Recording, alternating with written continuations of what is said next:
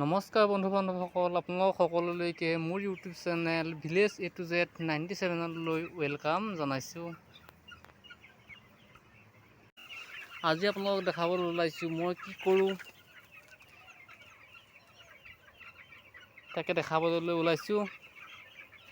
কিনো কৰিম আৰু এয়া আপোনালোকে দেখিছেই, ফাৰ্ম এখন দিয়ে চলি আছোঁ। আপোনালোক আজি ইয়াত ফাৰ্মখন দেখুওৱা এটা উদ্দেশ্য আছে। অসমত বহুত মানুহেই বৰ্তমান এনেকৈ কোম্পানীৰ আণ্ডাৰত ফাৰ্ম খুলি নিজৰ জীৱিকা নিজেই উলিয়াই লৈছে। যিহেতু পঢ়ি শুনি সকলোকে চাকৰি চৰকাৰে দিয়াটো সম্ভৱ নহয়, গতিকে নিজেই নিজৰ এটা সংস্থাপন এটা নিজেই নিজৰটো উলিয়াব লাগিব। আজি আপোনালোকক দেখুওৱাৰ উদ্দেশ্য এইটোৱেই যে এতিয়া যিটো সময় গৰমৰ দিনত প্ৰায় সংখ্যক এটাই সমস্যা দেখা পোৱা যায় ফাৰ্মবিলাকত। আজি আপোনালোকে এই সমস্যাটোৰ বিষয়ে দাঙি ধৰিবলৈ মই ভিডিঅ'টো বনাইছোঁ। সমস্যাটো হৈছে এই ছিজনত এটা সমস্যা হৈছে, এইটো হৈছে কিডনী প্ৰব্লেম। চৰাইখিনি পানী কম খায়। বতৰ যিটো ৱেডাৰ আমাৰ দিনক দিনে যেনেকৈ ৱেডাৰটো আপোনাৰ চেঞ্জ হৈ আছে, কেতিয়াবা গৰম পৰে, কেতিয়াবা ঠাণ্ডা, এই ৰ'দ এই বৰষুণ, সেই টেম্পাৰেচাৰৰ লগত এই ব্ৰইলাৰ পোৱালিখিনি এডজাষ্ট হ'ব নোৱাৰে। গতিকে সিহঁতে পানীটো কেতিয়াবা কম কেতিয়াবা বেছি খোৱাৰ কাৰণে সিহঁতৰ সমস্যা হৈছে কিডনী প্ৰব্লেম। এই কিডনী প্ৰব্লেম হৈ প্ৰায় সংখ্যক মোৰ মৰ্টেলিটি হৈছে। আপোনালোকে দেখা পাইছে এই ধৰণে পৰি থাকে চৰাইবিলাক। এই দেখিছে, এই যে পৰি আছে চৰাইটো, এইটো হৈছে কিডনীৰ সমস্যা। কিডনী হ'লে দেখিব এনেকৈ চৰাইবিলাক মুখখন ভুচি তেনেকৈ দি পেলাই ভৰিকেইটা পাই এক লগত কৰি পেলাই তেনেকেই পৰি থাকে। ইয়াতো এই যে আৰু এটা দেখিবলৈ পাইছে, এনেকুৱা সমস্যা দি আছে। গতিকে প্ৰায়বিলাক ফাৰ্মতে এই সমস্যাটো হৈ আছে এই সময়ত। গতিকে এই সমস্যাটো আপোনালোকে যিসকলে বন্ধু বান্ধৱসকলে এনেকুৱা ফাৰ্ম কৰিছে, তেওঁলোকক হয়তো আপোনালোকে কমেণ্ট কৰি জনাব যে আপোনালোকে কি এইটো উপশম পাইছে। এনেইতো দৰৱ বহুত আছে, অফিচৰ পৰা আছে অফিচৰ পৰা আনিছিলোঁ নেৰি বুলি এটা মেডিচিন আছে, সেইটো খুৱাইছোঁ। সেইটো খুৱাই কোনো ইমান ফল পোৱা নাই, জাষ্ট পাৰ্চেণ্টেজ এটা কমিছে। তাৰপাছত আকৌ এটা মেডিচিন আনিছোঁ। মেডিচিনটো আপোনালোকক দেখাবলৈ লৈছোঁ। মেডিচিনটো হৈছে নেফ্ৰ'প্লাছ। দেখিছে নেফ্ৰ'প্লাছ।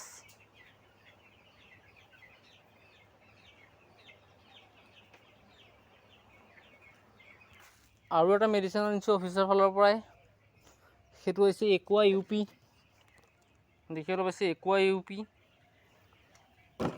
এইখিনি খোৱাৰ মূল উদ্দেশ্যটো হৈছে এইখিনি খোৱালে চৰাইটো অলপমান পানীটো অধিক খায়, যিহেতু পানীটো খুৱাবলৈ চেষ্টা কৰিব লাগে। তাৰ উপৰিঞ্চিও মই খুৱাব লৈছোঁ এয়া পাণ।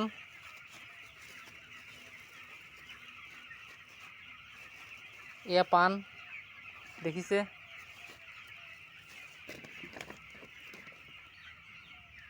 এয়া গুড় খুৱাইছোঁ। তাৰ উপৰিঞ্চি কালি এইখিনি খোৱালোঁ। এইখিনি খুৱাই কোনো উপশম নোপোৱাৰ কাৰণে আৰু এবিধ দৰৱ আনি খুৱাইছোঁ। সেয়া হৈছে আপোনালোকৰ সকলোৰে পৰিচিত দুপৰ টেঙা পাত। দেখিছে নিশ্চয় দুপৰ টেঙা পাত। দুপৰ টেঙা পাত আচলতে মানুহৰ যদি কিডনী সমস্যা থাকে বা কিডনীৰ পৰা পাথৰ চাথৰ কিবা হ'লে প্ৰায়ভাগ মানুহে এইখিনি খুৱাবলৈ কয়। গতিকে ময়ো সেই মানুহৰ মেডিচিনকে খুৱাইছোঁ, যিহেতু সিহঁতৰ মেডিচিনো খুৱাই বহুত মেডিচিন খুৱাই সিহঁতক মই শিকিব পৰা নাই, জাষ্ট পাৰ্চেণ্টেজ এটা জাষ্ট কমিছে। গতিকে লাষ্ট ষ্টেজ মোৰ দুপৰ টেঙা পাত। আচলতে সিহঁতক পানীটো চেঞ্জ কৰি থাকিব লাগে। সিহঁতক পানীটো টেষ্টটো যোনটো এবাৰ কেঁহা এবাৰ মিঠা হয়, গুড় পানী মিক্স কৰি দিয়ক, এবাৰ কেঁহা এবাৰ মিঠা, এনেকৈ টেষ্টটো বদলাই থাকিলে সিহঁতে পানীটো খাই থাকে। চৰাইখিনি এনেকৈ ডিষ্টাৰ্বখিনি কৰি থাকিব লাগে। ডিষ্টাৰ্ব কৰিলে সিহঁতে পানীটো খাই থাকে। বা কেতিয়াবা আপোনাৰ এনেকৈ ফেনৰ পৰা কেতিয়াবা অফ কৰি দিব পাৰে 5 মিনিটমান অফ কৰি দিলে চৰাইখিনি এবাৰ উঠিব, উঠি আকৌ পানী খাব, দানা খাব, ফিডিং কৰিব।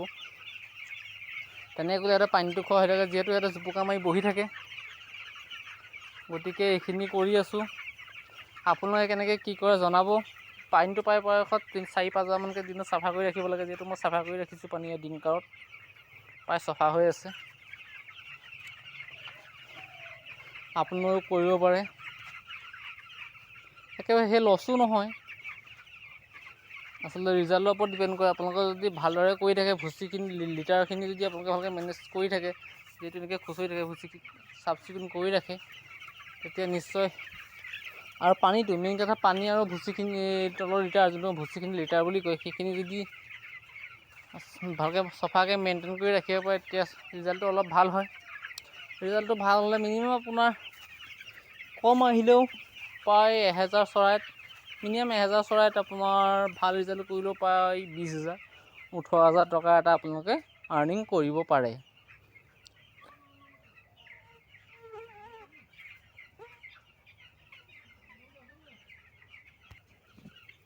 গতিকে আপোনালোকে জনাব, আপোনালোকৰ যোনে আচলতে ফাৰ্ম কৰে তেওঁলোকে কি কি মেডিচিন খুৱায়।